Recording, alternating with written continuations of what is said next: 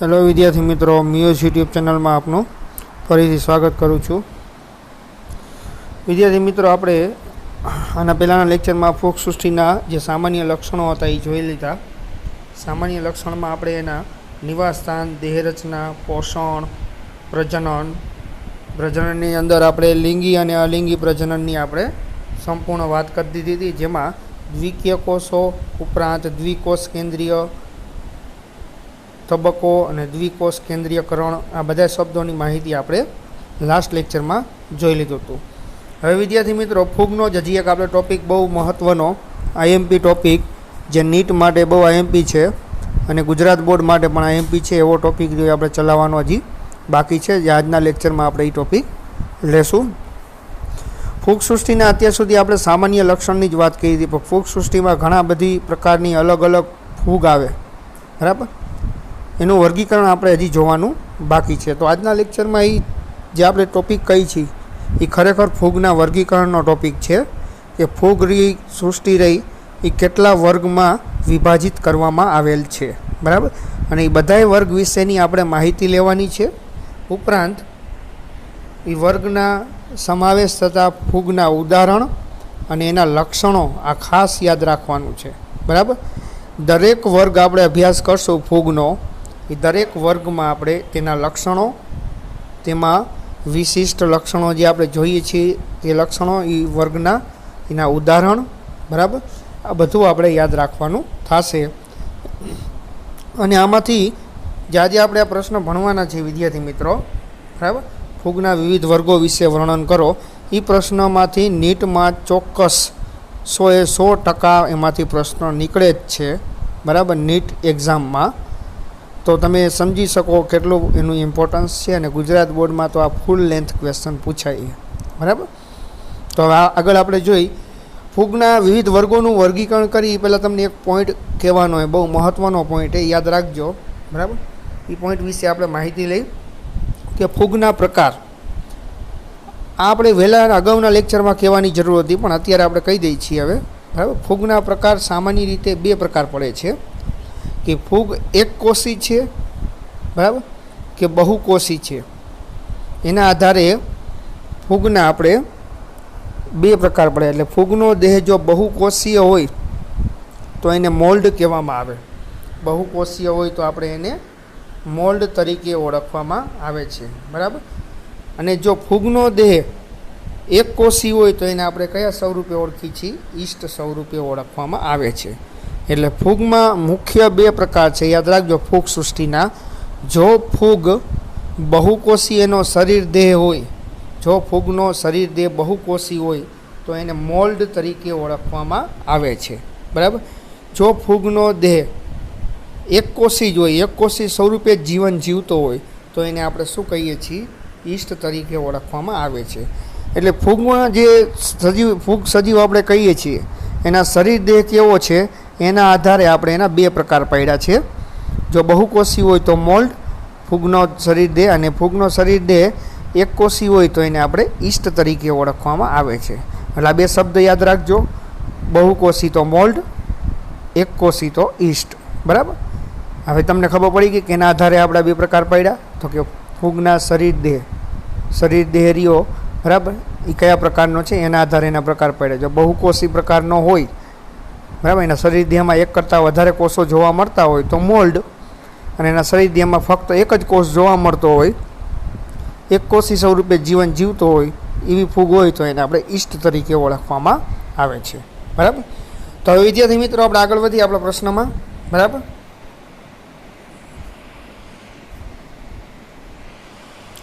ફૂગના વિવિધ વર્ગ વિશે આપણે માહિતી લઈ, બરાબર. ફૂગના વર્ગ પહેલાં સૌ પ્રથમ આપણે જોઈએ તો કેના આધારે પાડવામાં આવ્યા છે? તો એ યાદ રાખજો, કવકજાળની બાહ્ય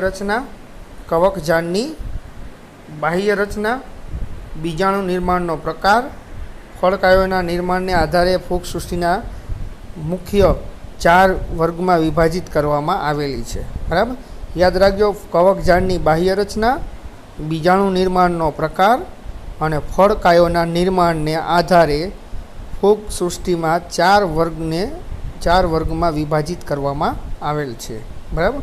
કવકજાળ એટલે તમને ખબર છે ફૂગની જે બહુકોષી રચના હોય, ફૂગનો દેહ હોય, બરાબર, એ દેહ તંતુ સ્વરૂપે હોય એને કવકજાળ કહેવામાં આવે. કવકજાળની બાહ્ય રચના કેવી છે, પછી કવકજાળમાં કયા પ્રકારના બીજાણુ આવે છે, બરાબર, એટલે કે બીજાણુ નિર્માણનો પ્રકાર, બીજાણુનું નિર્માણ કઈ રીતના થાય છે, બરાબર.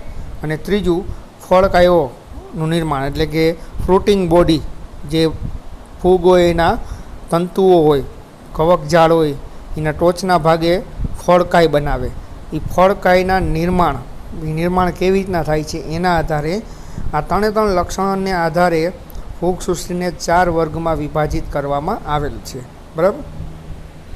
એ 4 વર્ગના નામ આપણે જોઈએ વિદ્યાર્થી મિત્રો, તો કે પહેલું નામ છે ફાઇકોમાઇસિટ્સ. પહેલું નામ શું છે? ફાઇકોમાઇસિટ્સ. બીજું નામ આસ્કોમાઇસિટ્સ, બીજો વર્ગ ફૂગનો આસ્કોમાઇસિટ્સ. ત્રીજો વર્ગ બેસિડિયોમાઇસિટ્સ. અને ચોથો વર્ગ અને છેલ્લો વર્ગ ફૂગ સૃષ્ટિનો ડ્યુટેરોમાઇસિટ્સ, બરાબર. તો ફૂગ સૃષ્ટિ રહી એની કવકજાળની બાહ્ય રચના, બીજાણુ નિર્માણનો પ્રકાર અને ફળકાયોના નિર્માણને આધારે ફૂગ સૃષ્ટિને 4 વર્ગમાં વિભાજિત કરવામાં આવી છે. અને 4 વર્ગના નામ ફાઇકોમાઇસિટ્સ, એસ્કોમાઇસિટ્સ, બેસિડિયોમાઇસિટ્સ અને ડ્યુટેરોમાઇસિટ્સ, બરાબર. આ 4 વર્ગમાં ફૂગને વિભાજિત કરવામાં આવેલી છે. અને આપણે આ 4 વર્ગ રિયાઈ 1 બાય 1 રિયાઈ આપણે જોવાના થશે. એ 4 વર્ગમાં આવતી ફૂગ, એના લક્ષણો અને એના ઉદાહરણો વગેરે આપણે પોઈન્ટ રિયાઈ આમાં જોવાના થશે, બરાબર. તો હવે આગળ વધી આપણે સૌપ્રથમ આપણે પહેલો વર્ગ લઈશું ફાઇકોમાઇસિટ્સ. સૌપ્રથમ આપણે ફૂગ સૃષ્ટિનો પહેલો વર્ગ ફાઇકોમાઇસિટ્સ એના વિશે અભ્યાસ કરશું. એનું નિવાસસ્થાનની પહેલાં આપણે વાત કરીએ વિદ્યાર્થી મિત્રો, તો કે ફાઇકોમાઇસિટ્સના સભ્યો જલજ નિવાસસ્થાનમાં જોવા મળે છે. એટલે કે ફાઇકોમાઇસિટ્સ વર્ગમાં આવતી ફૂગ રહી મોટાભાગે ક્યાં જોવા મળશે, તો કે જલજ નિવાસસ્થાન, એટલે કે પાણીમાં જ જોવા મળશે આ ફૂગ તમને. તેમજ ભીના અને ભેજયુક્ત વિસ્તારોમાં સડતા લાકડાઓ પર કે અવિકલ્પી પરોપજીવ તરીકે વનસ્પતિ ઉપર જોવા મળશે. જલજ નિવાસસ્થાન ઉપરાંત બીજે ક્યાં જોવા મળશે, તો કે ભીની જમીન હોય, ભીનો વિસ્તાર હોય અથવા ભેજયુક્ત વિસ્તાર હોય અને સડતા લાકડા હોય, બરાબર, અથવા જીવંત વનસ્પતિ હોય. એ વનસ્પતિના દેહ ઉપર અવિકલ્પી પરોપજીવી, એટલે કે વનસ્પતિ ઉપર પરોપજીવન વગર જીવી શકે નહીં એવી ફૂગ, એને આપણે અવિકલ્પી પરોપજીવી કહીએ, બરાબર. અમુક ફૂગ એવી હોય કે એને વનસ્પતિ મળે તો એ જીવન જીવે અને વનસ્પતિ ન મળે તો પણ જીવન જીવે. પણ અમુક ફૂગ એવી છે કે એને વનસ્પતિ મળે તો જ એના ઉપર જીવન જીવે, વનસ્પતિ ન મળે તો એ જીવન જીવી શકતી નથી. જે ફૂગ વનસ્પતિની ગેરહાજરીમાં જીવન ન જીવી શકતી હોય, બરાબર, એવી ફૂગને આપણે અવિકલ્પી પરોપજીવી તરીકે ઓળખવામાં આવે. અવિકલ્પી પરોપજીવી, બરાબર. આપણે ઉદાહરણ લઈએ, કેવું તો કહેવાય કે વાયરસ હોય ને, વાયરસ અત્યારે કોરોના વાયરસનું ચાલે જ છે વિદ્યાર્થી મિત્રો, એની મહામારી. તો વાયરસ આપણે કહીએ તો કે વાયરસ પણ અવિકલ્પી પરોપજીવી છે. અવિકલ્પી પરોપજીવી એટલે કે વાયરસ બહારના વાતાવરણમાં હોય ને ત્યારે એ નિર્જીવ હોય, બરાબર. એને જીવન જીવવું હોય વાયરસને તો શું કરવું પડે, એને મનુષ્યના શરીરની અંદર પ્રવેશ કરવો પડે તો એ જીવંત બને, બરાબર. એટલે ફૂગમાં પણ એવું જશે વિદ્યાર્થી મિત્રો કે ફૂગ રહી બહારના વાતાવરણમાં હશે ત્યારે, અમુક ફૂગ રહી બહારના વાતાવરણમાં હોય ત્યારે એ નિર્જીવ હોય, પરંતુ જેવી વનસ્પતિના સંપર્કમાં આવે તરત જ પોતાનું જીવનચક્ર એ ચાલુ કરી દેશે, જીવન જીવવા માંડશે. તો આવી ફૂગને અવિકલ્પી પરોપજીવી કહેવાય. એટલે કે કોઈ વનસ્પતિની ગેરહાજરીમાં એ ફૂગ જીવન જીવી શકે નહીં, નિર્જીવ તરીકે વર્તે. એવી જ રીતના વાયરસની વાત કરતા હોય તો વાયરસને જો મનુષ્ય ન મળે તો વાયરસ બહારના વાતાવરણમાં નિર્જીવ તરીકે જ રહે, એ જીવન જીવે જ નહીં, જીવંત બને જ નહીં, બરાબર. તો વાયરસ પણ અવિકલ્પી પરોપજીવી છે. એવી જ રીતના જે ફૂગ રહી, બરાબર, આજે ફાઇકોમાઇસિટ્સ ફૂગમાં અમુક ફૂગ એવી છે, ફાઇકોમાઇસિટ્સ વર્ગની ફૂગમાં અમુક ફૂગ એવી છે કે જે અવિકલ્પી પરોપજીવી તરીકે વનસ્પતિ ઉપર જોવા મળે છે. એટલે કે વનસ્પતિની ગેરહાજરીમાં પોતાનું જીવનચક્ર ચલાવી શકતી નથી, એને આપણે અવિકલ્પી પરોપજીવી તરીકે ઓળખી છીએ. હમણાં જો ફૂગ રહી વનસ્પતિની ગેરહાજરીમાં પણ જીવન જીવતી હોય અને હાજરીમાં પણ જીવન જીવતી હોય તો એને આપણે અવિકલ્પી પરોપજીવી ન કહેવાય, એને વિકલ્પી પરોપજીવી કહેવાય. બરાબર. એટલે વિદ્યાર્થી મિત્રો, ફાઇકોમાઇસીસ સભ્યો જલજ નિવાસ સ્થાનમાં જોવા મળે, ઉપરાંત ભીના અને ભેજયુક્ત વિસ્તારમાં, પછી લાકડા ઉપર લાકડું સળતું હોય એ સળતા લાકડા ઉપર પણ જોવા મળશે તમને, અને અવિકલ્પી પરોપજીવી તરીકે વનસ્પતિ, જીવંત વનસ્પતિ ઉપર પણ જોવા મળશે. આ હતા એના વિદ્યાર્થી મિત્રો નિવાસ સ્થાન. બરાબર, ફાઇકોમાઇસીસ વર્ગની ફૂગના નિવાસ સ્થાન. હવે અહીંયાથી આપણે આગળ વધી તો એની દેહ રચનાની વાત કરી. તો દેહ રચનામાં કવકજાળ પડદાવિહીન અને બહુકોષ કેન્દ્રીય છે. કવકજાળ કેવી છે? પડદાવિહીન અને બહુકોષ કેન્દ્રીય છે. એટલે આપણે એની કવકજાળ કહેતા હોય વિદ્યાર્થી મિત્રો, તો આ એની કવકજાળ, એમાં ઘણા બધા કોષો ભેગા મળીને કવકજાળની રચના કરે અને વચ્ચે ક્યાંય પડદો જોવા મળતો નથી. બધા જ કવકજાળની અંદર બધા જ કોષ કેન્દ્રો રહ્યા એ મુક્ત રીતે હરીફરી શકે, વચ્ચે ક્યાંય પડદો તમને જોવા મળતો નથી. એટલે ફૂગના જે તંતુ હોય અથવા એની કવકજાળ હોય એમાં તમને ક્યાંય વચ્ચે પડદો ન જોવા મળે. બરાબર, આખી કવકજાળ સળંગ જ હોય અને એની અંદર બધા જ કવકજાળના જેટલા પણ કોષો હોય બધાના કોષ કેન્દ્રો મુક્ત રીતે હરીફરી શકતા હોય, તો એવી કવકજાળને તમને પડદાવિહીન કહેવામાં આવે છે. બરાબર. હમણાં જો આવી રીતના પડદો હોય વચ્ચે, આમ આડા પડદા હોય, ઊભા પડદા હોય આવી રીતના, તો એવી કવકજાળને આપણે પડદાયુક્ત કહેવામાં આવે છે. બરાબર. પરંતુ આ આપણે કવકજાળની અહીંયા જે વાત કરી છે કે ફાઇકોમાઇસીસ જે ફૂગ રહી એની દેહ રચનામાં કવકજાળ રહી કેવી હંમેશા જોવા મળે? પડદાવિહીન જોવા મળશે. બરાબર. અને બહુકોષ કેન્દ્રીય છે. હવે પડદો ન હોય તો આ એક કવકજાળમાં ઘણા બધા કોષ કેન્દ્રો, એક આ કોષ કેન્દ્ર, એક આ કોષ કેન્દ્ર, આ રીતના ઘણા બધા કોષ કેન્દ્રો જોવા મળે. એટલે હંમેશા યાદ રાખવાનું વિદ્યાર્થી મિત્રો કે જે ફૂગની બરાબર કવકજાળ પડદાવિહીન હોય એ હંમેશા કેવી હોય? બહુકોષ કેન્દ્રીય હોય. એમાં એક કરતાં વધારે જ કોષ કેન્દ્રો એ જોવા મળશે. બરાબર. એટલે કવકજાળ અહીંયા ફાઇકોમાઇસીસની પડદાવિહીન હશે, અને પડદાવિહીન હોય એટલે હંમેશા કેવી હોય એની કવકજાળ? બહુકોષ કેન્દ્રીય, એટલે કે એમાં એક કરતાં વધારે કોષ કેન્દ્રો જોવા મળશે. બરાબર. અહીંયા મેં 6 કોષ કેન્દ્ર દેખાડ્યા છે, પણ 6 કોષ કેન્દ્રો એ કવકજાળની અંદર મુક્ત રીતે હરીફરી શકે. એટલે એક કવકજાળની અંદર એક કરતાં વધારે કોષ કેન્દ્રો હોય, બરાબર, તો આપણે એને બહુકોષ કેન્દ્રીય કહીએ. અને આવું ત્યારે જ શક્ય બને કે દરેક કોષ કેન્દ્ર મુક્ત રીતે હરીફરી શકે અને વચ્ચે ક્યાંય પડદો ન હોય, તો જ તમને બહુકોષ કેન્દ્રીય કવકજાળ જોવા મળશે. બરાબર. એટલે આ દેહ રચનાનું લક્ષણ જેવી બહુ આઈએમપી છે, યાદ રાખજો કે કવકજાળ પડદાવિહીન અને બહુકોષ કેન્દ્રીય હોય છે. બરાબર. હવે આપણે વાત કરતા હોય વિદ્યાર્થી મિત્રો, તો એના પ્રજનનની આપણે વાત કરી. અલિંગી પ્રજનન અને લિંગી પ્રજનન બંને ફાઇકોમાઇસીસમાં જોવા મળશે.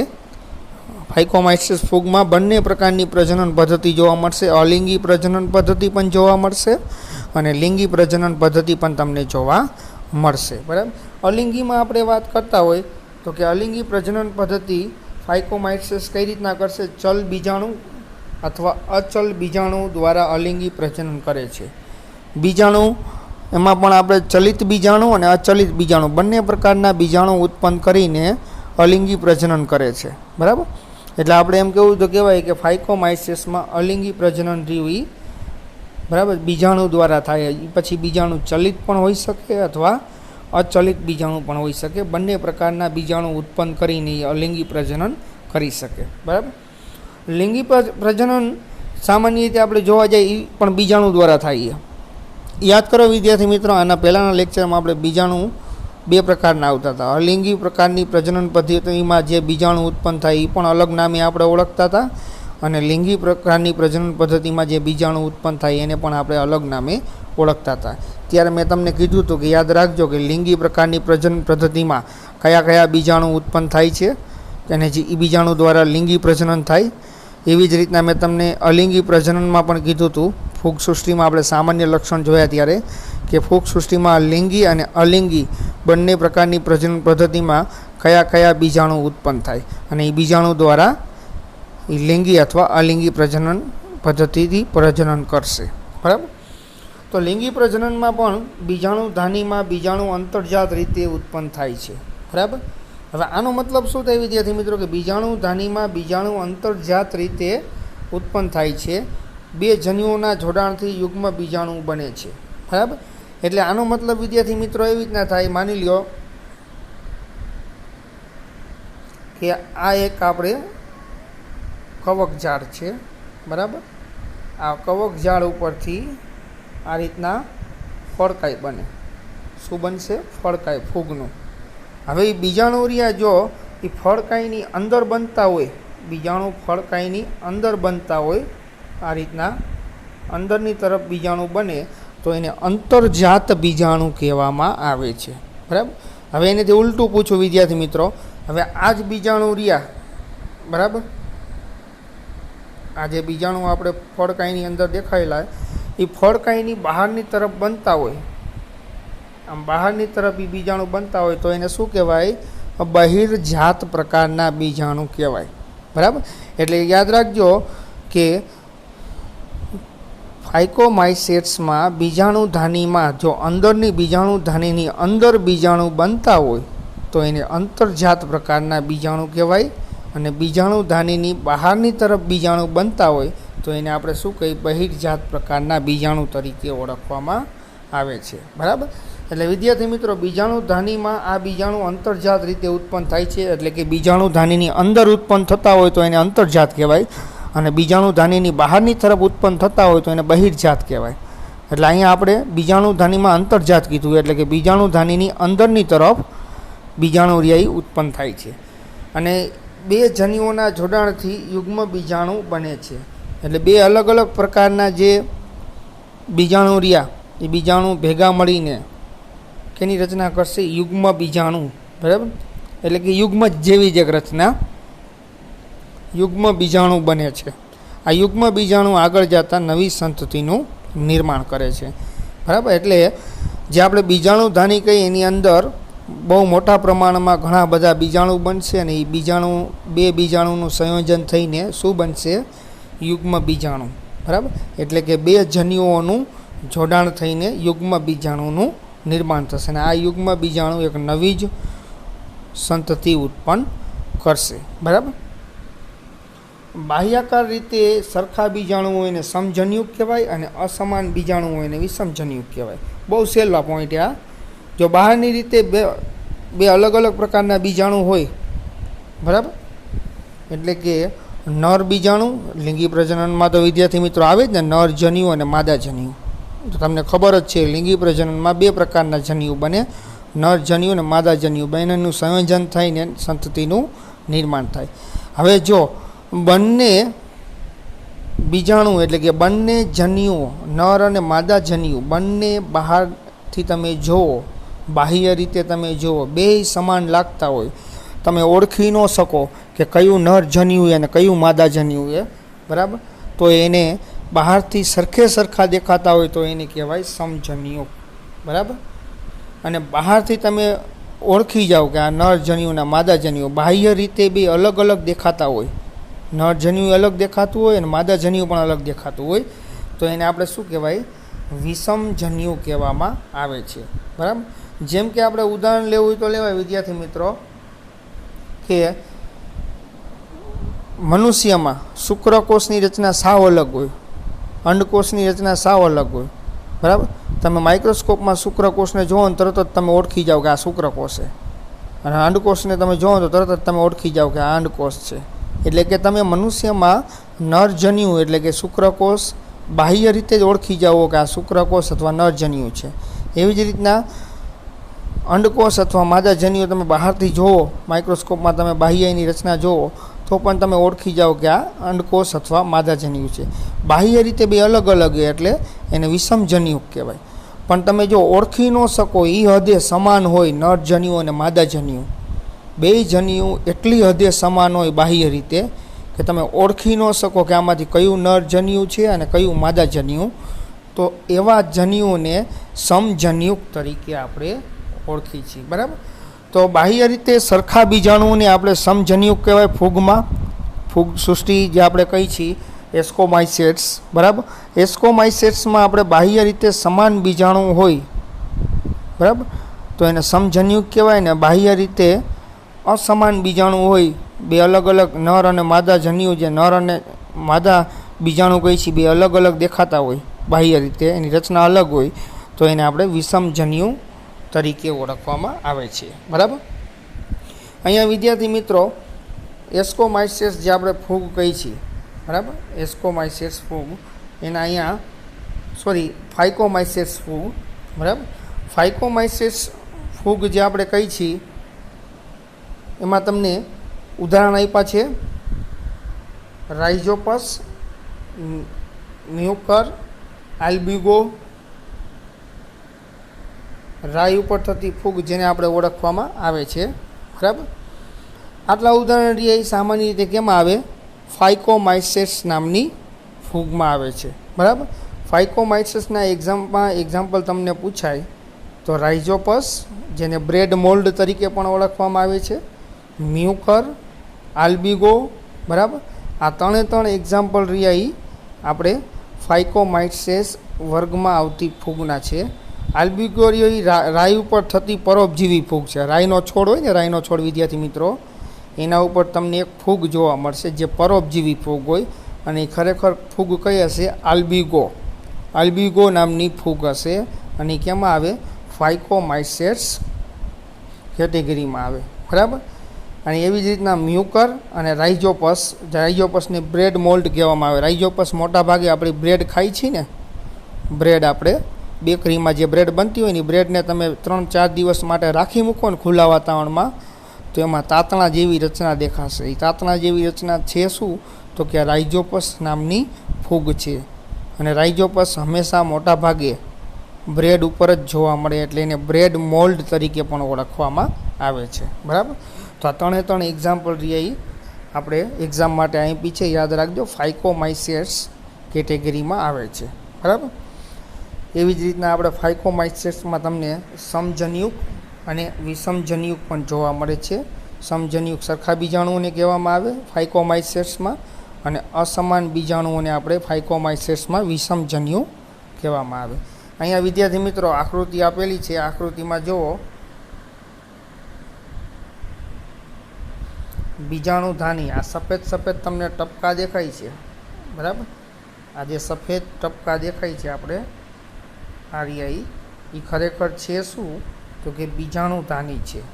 પછી આ જે દોરી જેવી તાતણા જેવી રચના દેખાય છે, આ બધી તાતણા જેવી રચના, એ શું છે? આપણે કવક તંતુ છે, બરાબર. તાતણા જેવી રચના રહી એને આપણે કવક તંતુ ઓળખવામાં આવે છે. અને આ સફેદ ગોળ રચના છે, સફેદ એકદમ ગોળ રચના, એને આપણે બીજાણુ ધાની તરીકે ઓળખવામાં આવે. એ બીજાણુ ધાનીની અંદરની તરફ બીજાણુનું નિર્માણ થાય છે, બરાબર.